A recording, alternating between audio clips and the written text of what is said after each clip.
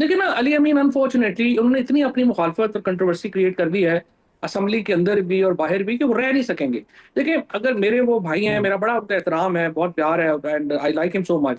लेकिन देखिए, सच्ची बात यह है कि अब ये जो कल का फैसला आया है, इसके बाद जो नंबर गेम है, सिर्फ 35-40 लोगों की जरूरत है।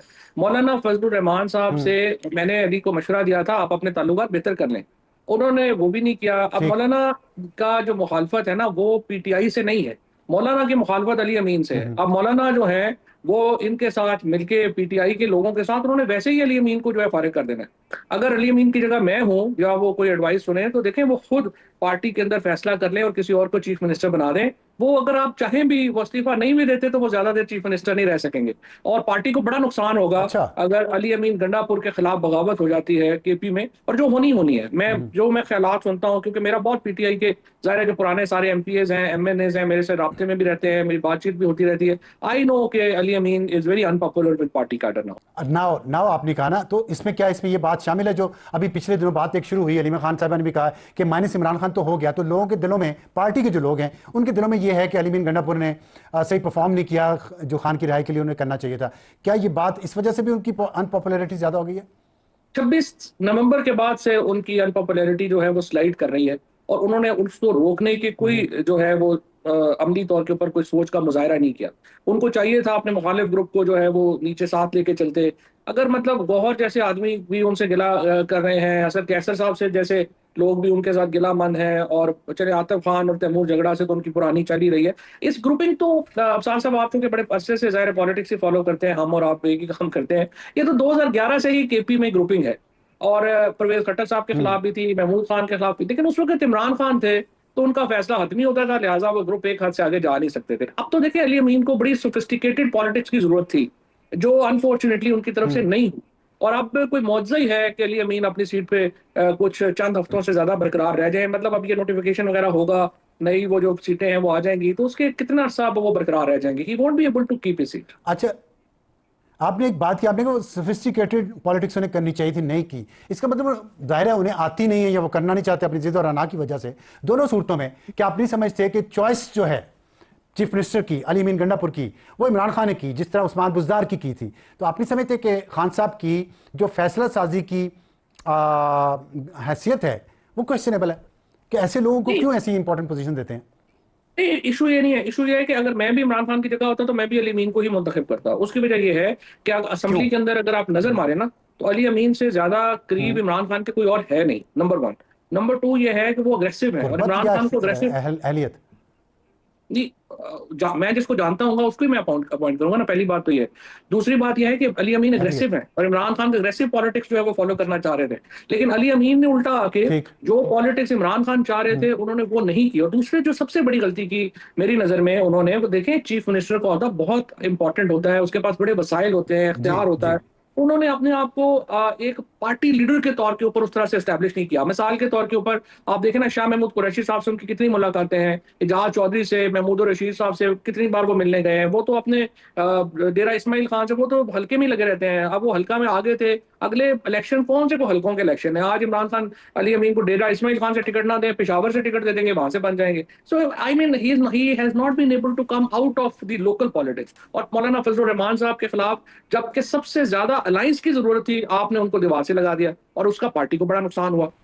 तो उसकी वजह से जो ठीक। जो अच्छा। ओवरऑल पॉलिटिक्स थी वो फेल हो गई।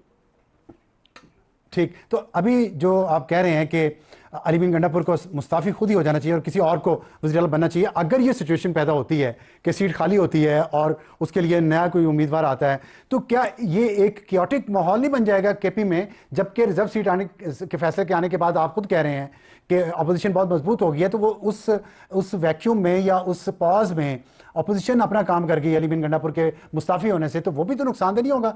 पीटीआई के लिए रिस्की नहीं है ये फैसला? नहीं, बेस्ट केस सिनेरियो तो ये है कि अली अमीन गंडापुर खुद पीछे हट जाएं, और मौलाना फजलुर रहमान के मशवरे से पीटीआई नया चीफ मिनिस्टर इलेक्ट कर ले। इससे एक तो मौलाना अच्छा, आप फजलुर ये कह रहमान रहे और हैं, ठीक। पीटीआई के दरमियान अलायंस की बुनियाद पड़ जाएगी, जो बड़ी हम्म। इंपॉर्टेंट है इस वक्त। और हम्म। दूसरा यह है कि जो हम्म। क्योटिक सिचुएशन जिसकी तरफ आप इशारा कर रहे हैं वो नहीं होगी, और एक्चुअली फेडरल गवर्नमेंट ठीक। को एक बहुत सख्त अपोजिशन का सामना करना पड़ेगा केपी में, क्योंकि फिर सारे ही, पूरी असेंबली ही एक तरफ होगी।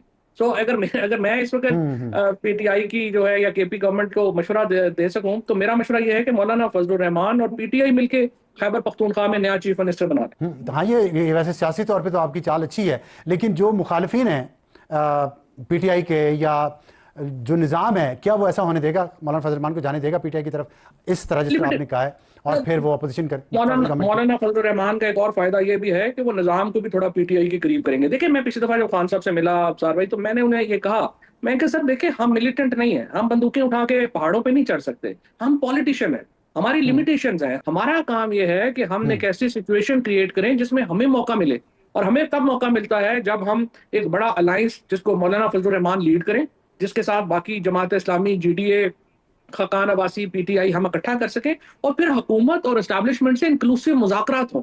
This is the only way forward, जिससे हम अच्छा। पाकिस्तान में भी इसका काम ला सकते ठीक। हैं और सियासी टेम्परेचर भी नीचे कर सकते हैं। अच्छा, एक बात मैं आपसे आखिर में पूछना चाहता हूँ, जो आपका व्यू है, मैं मुझे ये आपकी सियासी जो हिकमत मिली है, ये बड़ी स्मार्ट आपने बात की है कि मौलाना फजल रहमान से अगर ये बात हो जाए, लेकिन इसका एक मुखालिफ ग्रुप भी है, और वो लेड बाय यूट्यूबर्स जो बाहर बैठे हैं, और वो ये कहते हैं कि अगर मौलाना फजल रहमान को इन किया, तो जो रहती बची खुची पीटीआई है वो भी अडॉप्ट हो जाएगी और गायब हो जाएगी, खासतौर पे खैबर पख्तूनख्वा में। और वो जो वही बात है कि ऊंट को खैमे में घुसाने वाली बात है। तो नहीं, इसके बारे में, आप ये प्रोपेगेंडा अगर शुरू हो गया, तो फिर क्या करेंगे? फिर ये जो आप सजेस्ट कर रहे हैं, ये कैसे बेल मंडे चढ़ेगी? देखिए, पहली बात तो यह है कि जो कौमी कौमी अपील इमरान खान की है वो जेयूआई की नहीं है। पीटीआई तो एक नेशनल पार्टी है, जो जेयूआई है एसेंशियली एक पख्तून पार्टी है, और एक रिलीजियस पख्तून जो सेंटिमेंट है उसको वो रिप्रेजेंट करती है। उसकी नेशनल अपील कभी भी नहीं हो सकती। सो ये कहना कि वो पीटीआई पे हावी हो जाएंगे, ये तो मुमकिन ही नहीं है। नंबर टू ये है कि आप पीपल्स खैबर पीटीआई को पख्तूनख्वा में, मैंने चाहिए कहा खैबर सिर्फ, पख्तूनख्वा में। नहीं, खैबर पख्तूनख्वा में भी नहीं हो सकती। दूसरा, अब ये अफसार साहब, पीटीआई से मेरी गुजारिश है, पीटीआई ऑफिशियल से हाथ जोड़ ले कि भाई आपने 2 साल हमारा बेड़ा गर्क करवा दिया है इस सोशल मीडिया के जरिए, अब आप हमारी जान छोड़ दें।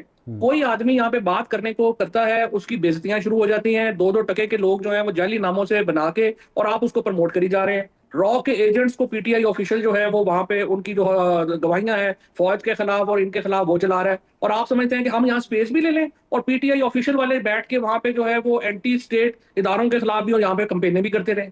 जब तक पीटीआई वाले इनसे हाथ जोड़ के माफी नहीं मांग लेते कि भाई आप हमें माफ कर दें, यहाँ पे हमें थोड़ी सारा सांस लेने दें। हम लोग जो हैं, जो मैं और मेरे जैसे जो हजारों कारकुन हैं, पहले हम लोगों ने जेलें काटी, हमारे सारे बिजनेसेस तबाह हो गए, हमारे घरों को तोड़ दिया गया, अब हम फिर 9 मई के केसों में फिर अंदर जाने की तैयारी कर रहे हैं, सिर्फ इन लोगों की वजह से। क्योंकि इन्होंने कसम उठाई हुई है कि तो टेम्परेचर जो है उन्होंने नीचे नहीं आने देना, और ना पाकिस्तान में टेम्परेचर नीचे आ रहा है, और हमें जो है इमरान खान को और हम लोग उनके कियों की सजाएं यहाँ भुगत